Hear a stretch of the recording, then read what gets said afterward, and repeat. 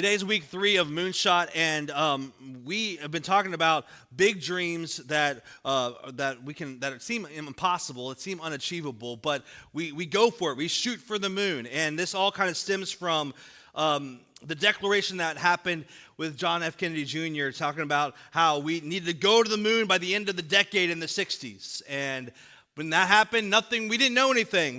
People went to work, the fire was lit, the path was full of uncertainty and full of unknowns. In fact, week 1 in this series, we talked about what a moonshot was and why it was so important for us to have big dreams, God-given dreams that seem out of reach for us, because if they were achievable by us, then they wouldn't be God-sized dreams.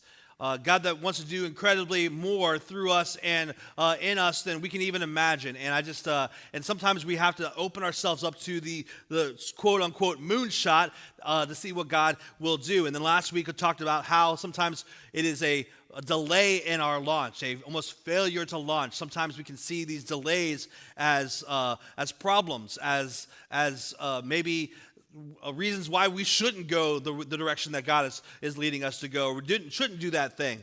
And today we're going to kind of go a little bit further into that.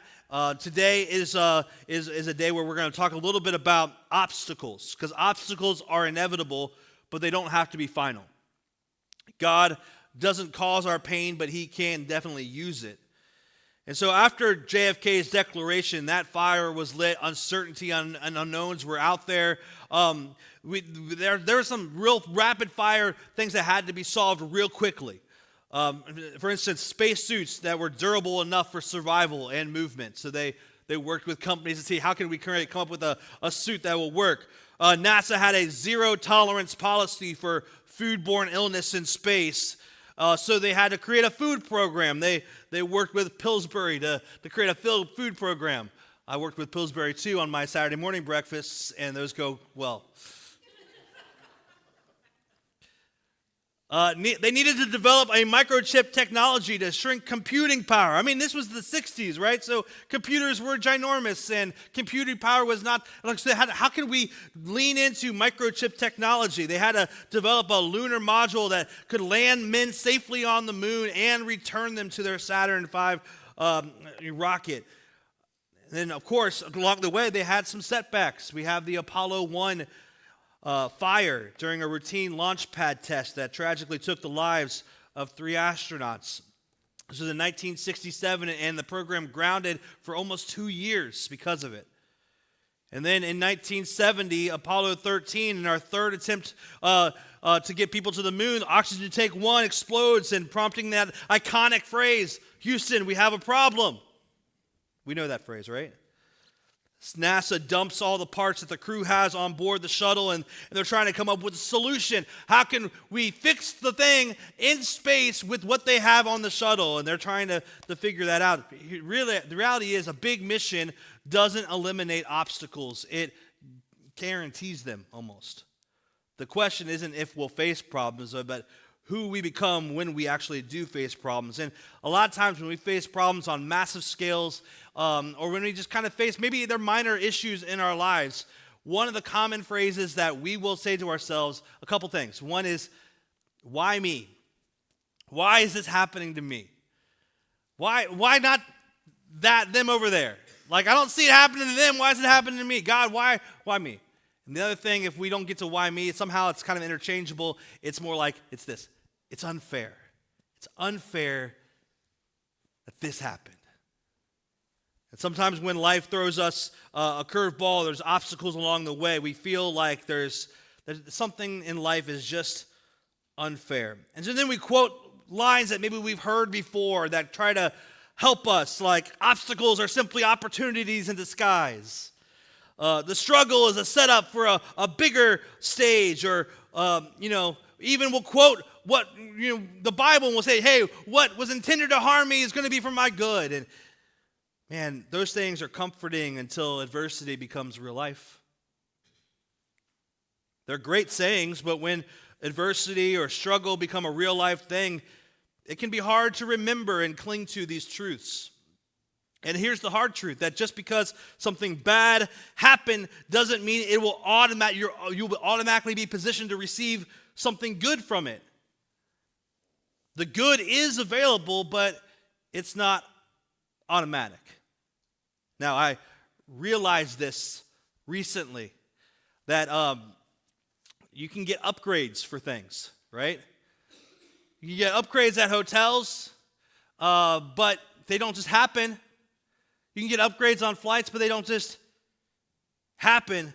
In fact, sometimes I was like asking about this, I was talking to somebody, they're like, yeah, the upgrades are, and here's quote unquote, available upon request. Right? They're available upon request, but they're not automatically added to your reservation. They're all not automatically applied. There's opportunities, there's upgrades that are available to us that are not automatically applied. In the same way, there's an upgrade, there's a resolution to the pain and the struggle, but it won't come automatically. There are things you need to do, there are maybe attitudes you need to adopt, there needs resolve to gain, effort to put in, or faith to exercise. So we're going to talk about what do we do when obstacles hit. How do we access those things that God has for us in the middle of adversity? Because what if the unfair thing that has happened to you was to your advantage? We don't always look at it that way.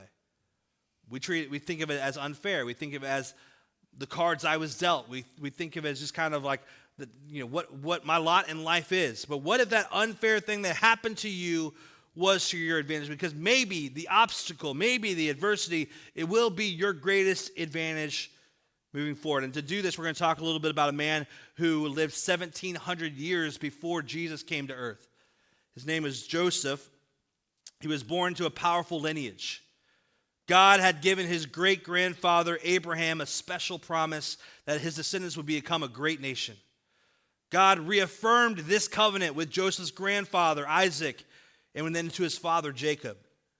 Joseph was the 11th son born to Jacob. His name means he adds, as in he adds another son. Makes you wonder that if on the 11th son, Jacob ran out of names and just said, here's another one. Right?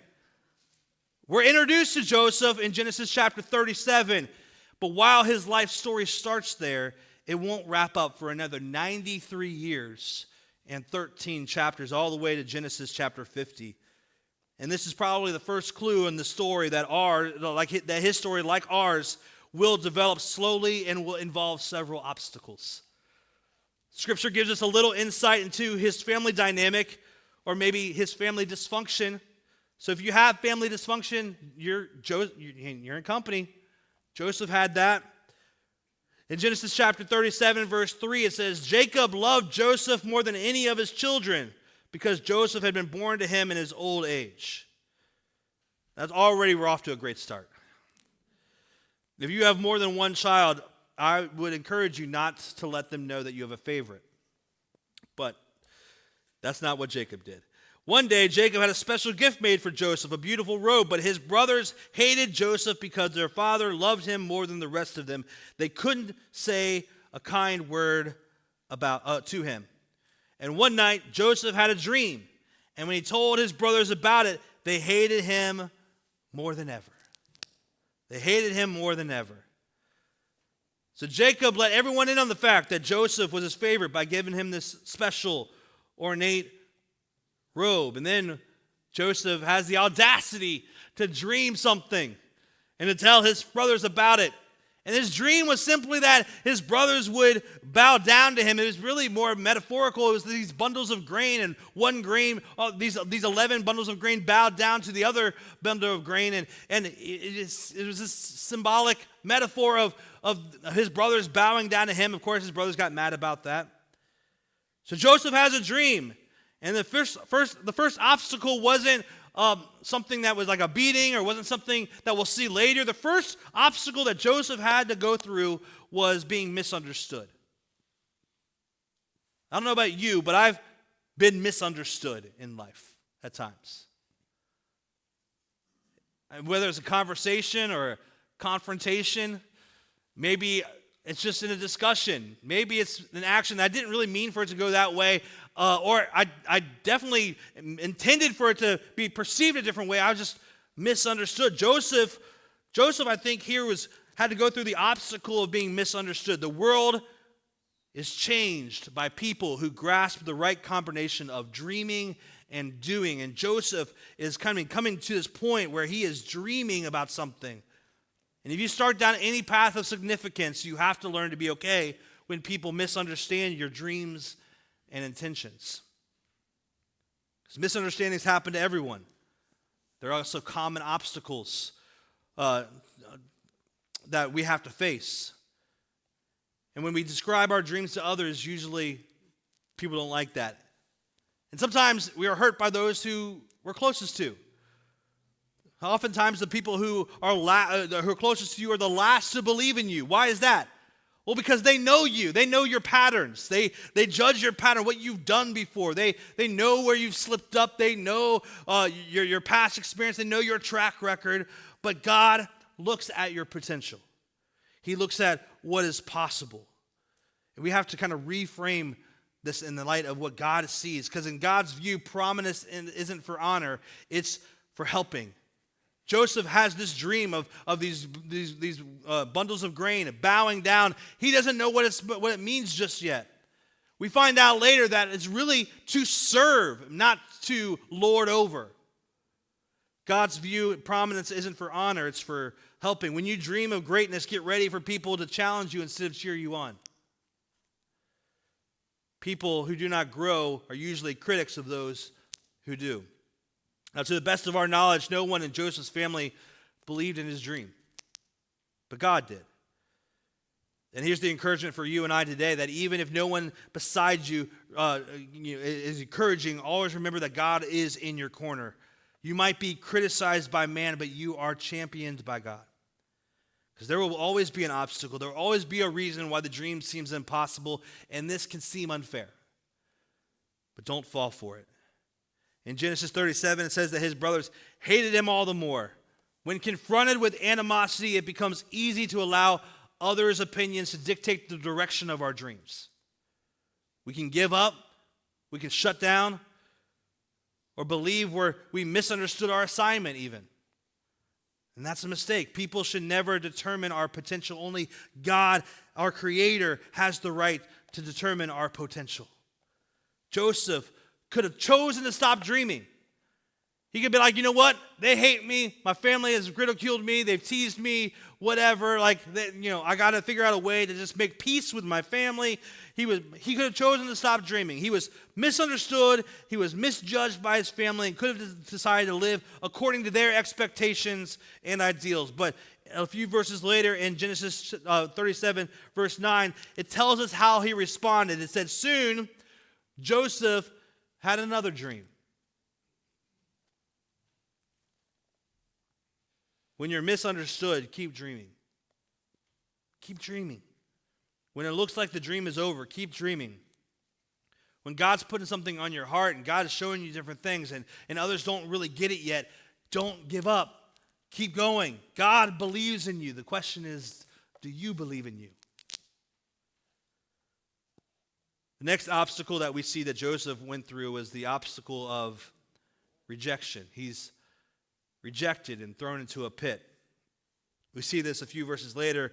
Joseph had to go see his brothers who were working, and Jacob sent him to go find out what was going on. And it says, when Joseph's brothers saw him, this is verse 18, coming, they recognized him from a distance. And as he approached, they made plans to kill him. Good brothers. Here comes the dreamer, they said. Come on, let's kill him and throw him into one of these cisterns. We can tell our father a wild animal has eaten him. Then we'll see what becomes of his dreams. So when Joseph arrived, verse 23, his brothers ripped off the beautiful robe he was wearing. Then they grabbed him, threw him into the cistern. Now the cistern was empty. There was no water in it. Then just as they were sitting down to eat, they looked up and saw a caravan of camels in the distance coming toward them. It was a group of Ishmaelite traders taking a load of gum and balm and aromatic resin from Gilead down to Egypt. So when the Ishmaelites, who were Midianite traders, came by, Joseph's brothers pulled him out of the cistern, sold him to them for 20 pieces of silver, and the traders took him to Egypt. There's an unfair part of every world changer that they will face, it's rejection. Opposition can become your friend if you let it push you to greater heights. Your dream will not come to pass without opposition. Rejection is something that happens. Joseph felt it. It's hard to feel it from your family. It's hard to feel it from those close to you. But he did. Rejection is actually more than hurt feelings. Research and studies, MRI studies show that the brain processes rejection just as if you were experiencing physical pain. Maybe you've experienced this where the rejection hurts so much. It feels like it hurts. You process it the same as physical pain.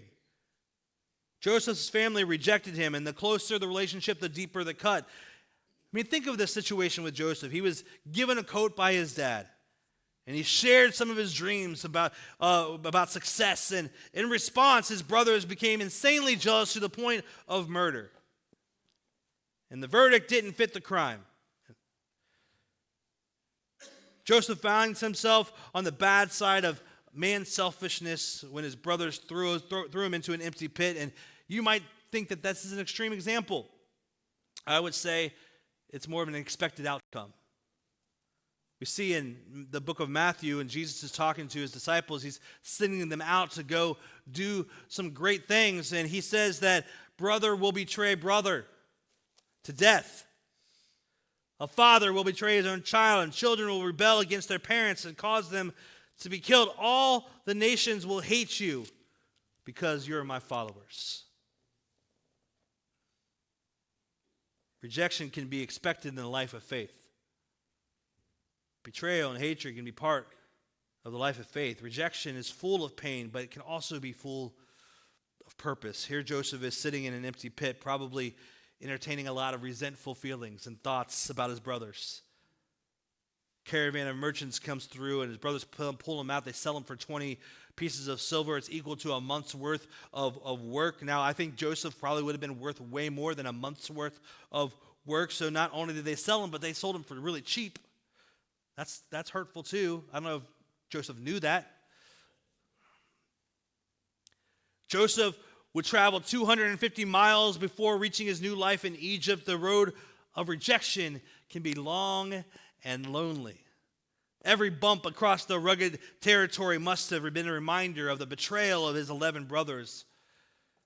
He has to have had thoughts that he would never return home to his home in Canaan. And what Joseph didn't know is that man's rejection would end up in God's direction. God didn't cause Joseph's rejection, but he did use it. Because when you're rejected, when you're facing this obstacle, when you are rejected, don't let the pit become your identity. Rejection can become fuel if you refuse to camp in it. Man's rejection can become God's direction. Not because it feels good, but because God can redirect you through it. And even though rejection happens to the best of us, it doesn't need to get the best of us. So we got to talk about how we can handle rejection, how we can not become bitter, how we can remain faithful. What does it look like? What does faithfulness look like in the next 24 hours? How can I remain faithful to God in the next 24 hours, the next week? How can I keep remaining faithful? How can I turn maybe rejection into the fuel that propels you into what's next? Joseph gets to Egypt and he's resold to a man named Potiphar. And this is kind of the next obstacle that Joseph has to endure. He has to endure the obstacle of obscurity. He's in Potiphar's house. He's in a new nation, a new country, new culture. He's in an unfair situation with unfair compensation and little recognition. I don't know if you've ever worked for unfair compensation before. It feels unfair, right? Maybe you've been in an unfair situation. Maybe you've been in a place where you've had little recognition. And this is where many people quit. And Joseph could have quit. Joseph had every reason. In fact, if there was ever any reason for him to slack off, it was right here in this season of his life. There's no money. He was undercompensated because he was free, right? He was a slave. There's no money. There was no management. There was no one watching over his shoulder. Man, time to take my foot off the gas. Like, I don't need to work so hard. I don't need to do this. Like, there's nobody checking in on me. I'm in obscurity. I'm hundreds of miles away from my home. And even if I went there, my brothers tried to kill me. They're the ones who sold me into slavery in the first place. I'm in obscurity. What do I have? What should I do? It doesn't even matter anymore. But Joseph's unfair advantage was he worked at it like it was his dream job.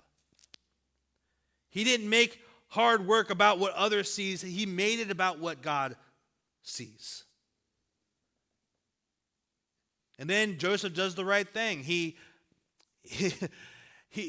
rejects the advances of his household's master's wife. His household master's wife, Potiphar's wife, tries to seduce him, tries to get him to sleep with her. He rejects that. He does the right thing, and then she frames him for it. He's misunderstood. He gets punished for it. He's falsely accused, and he gets thrown into prison. Prison is the ultimate hidden place, the ultimate point of obscurity. Confined, limited, forgotten, cut off from any visible path to his dream. Yet the same sentence still applies. God says God was with him in prison the same way God was with him before. Joseph doesn't just survive prison, he actually serves in it. He earns trust. He's given responsibility. The keeper of the prison puts him in charge of other prisoners. He's trustworthy. He practices leadership without a title and faithfulness without applause. And while he's carrying his own disappointment, he notices other people's pain. He listens. He asks questions. A couple people had dreams. They didn't know what those dreams meant. And Joseph's like, isn't God the giver of dreams? Tell me your dream. I'll tell you what it means. And he comes up with this obstacle, and the cupbearer promises, I'll remember you when I'm reinstalled in my position. And guess what? He forgot. His open door turns into more waiting, and the delay stretches longer than expected. And here's, I think, what we can apply through this. When you're in obscurity, maybe you feel like you're in a position of obscurity, work like God sees you. Work like God sees you. What if God is waiting to see how you react to the job in front of you before he gives you the job destined for you? We see this even throughout Jesus' ministry and his parables. He talks about, hey, to whom, if you're faithful in the little things, you'll be faithful with more things. What if God is waiting to see how you react to the job in front of you before he gives you the job destined for you? If you want what is next, you got to start with what you have right now. Because private faithfulness brings public fruit.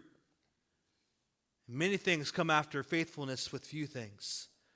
And God is glorified when we bring our best in whatever situation we're in. In your obscurity moment, you have a couple choices. You can just cry about it and whine about it and weep about it. It's unfair. Life's unfair. How did I get here? It's over. Or you can go to work.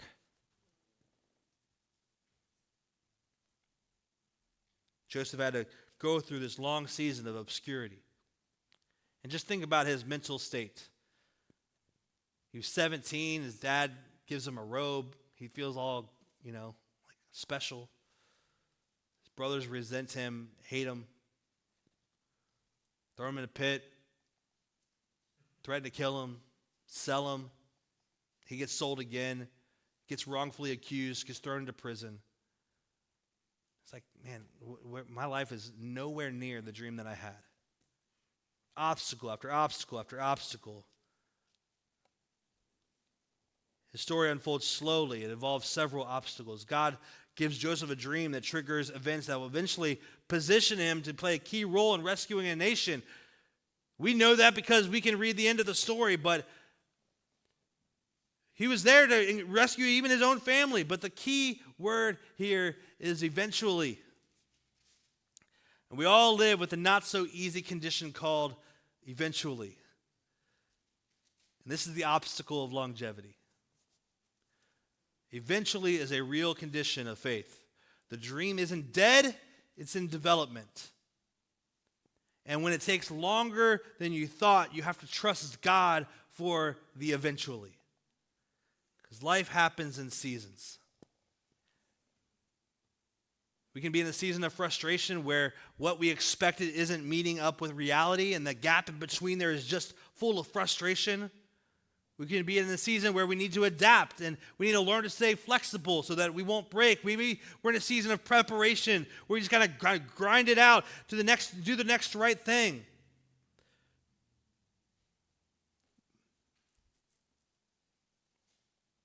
We can't confuse delay with denial, and we got to keep moving. It's easier to steer a car when it's moving than when it's parked. Have you ever tried to steer a car when it's parked? It doesn't work. But you get that thing moving, you can steer that car. You can move in the right direction. God does not cause our pain, but he can use our pain for greater purpose, because nothing is wasted with God. Joseph has a front row seat to God's divine providence. And even with divine intervention, the chapters unfold slowly, painfully, and differently than we'd expect. Some detours are our own making. I mean, we can have detours in our life that we have done, we have caused, but others are set in motion for us. But a detour doesn't mean that you don't reach the destination. It just means that you don't reach the destination on the originally intended route or timeline. We are formed more by the detours in life than by our predetermined paths others try to set for us. And here's the point. Joseph's advantages weren't the coat that he was given. It wasn't the family name. It wasn't even his father's favor. The coat was a human attempt at an advantage. I'm going to give you the coat to show you that you're favored. But the real advantage is this kind of unfair advantage that Joseph had. And it's true for us. Your unfair advantage is not something handed to you. It's something you've handled. Success will not come from something handed to you, but from how you handle something difficult. What was difficult for Joseph ended up being defining. The pit may be part of his story, but it wasn't the end of his story. The obstacle may be part of your story, but it's not the end of your story. He knew what it was like to be misunderstood and rejected and to suffer unjustly and to be hidden for years. From Genesis 37 to 50, Joseph went on a wild ride. He hit one unfair obstacle after another. And for 13 years, Joseph couldn't catch a break. Maybe that sounds like the story of your life. If it does, be encouraged. Because what was difficult ended up being defining. He had multiple disadvantages.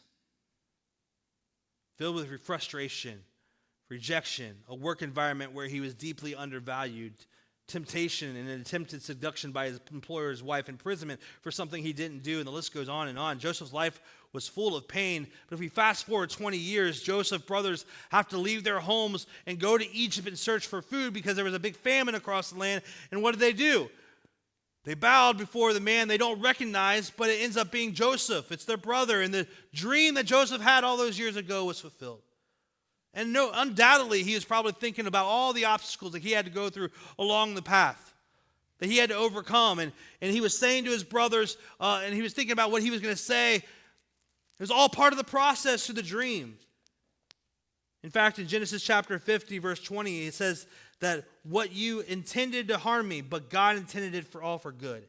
He used it all for good. He brought me to this position so I could save the lives of many people. So I don't know what obstacle you're facing right now. I don't know even what emotion is riding with it. Maybe the obstacle comes with emotions that are riding with it. Maybe the emotion is discouragement or distraction or even defensiveness. It's where have you been tempted to stop dreaming? What I would say is that you gotta name it. Tell the truth about the obstacle. Tell the truth about the season that you're in, what you're really facing right now. And surrender it. Pray honestly. Release control of it. And then step forward. What's one faithful action you can take today? Tomorrow when you wake up, how can you be faithful tomorrow? And so on. Because obstacles are real, but God is greater. And nothing is wasted when it's surrendered to him. Let me pray for you this morning.